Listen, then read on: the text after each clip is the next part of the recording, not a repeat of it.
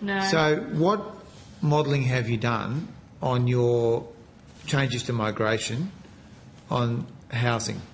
On what aspect of housing? Well, so there's, I'm sure you understand this, but I mean basically if you bring a lot of people into the country and there aren't enough houses, that impacts house prices and then impacts the ability of Australians to get into houses of their own.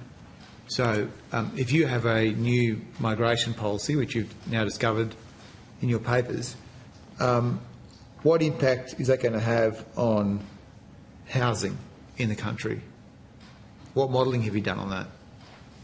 Well, in terms of the budget, the decisions, well, they're interconnected, but we've got housing policies, including a focus on increasing supply, as you know, and then we've made some decisions about the migration program. So what impact does the migration program have on housing?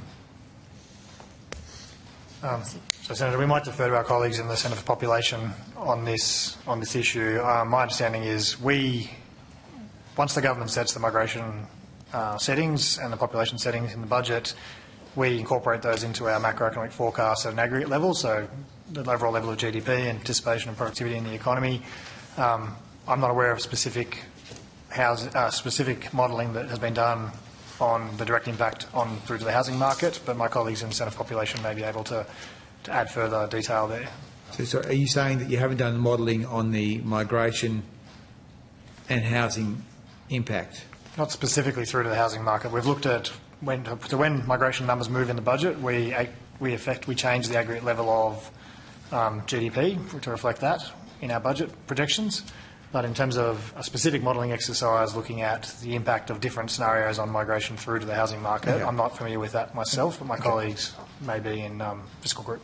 Okay, so you haven't done that. So, I mean, I would just say that it would be strange, I think, to the typical person that there would be something as material to housing as the number of people who are coming into the country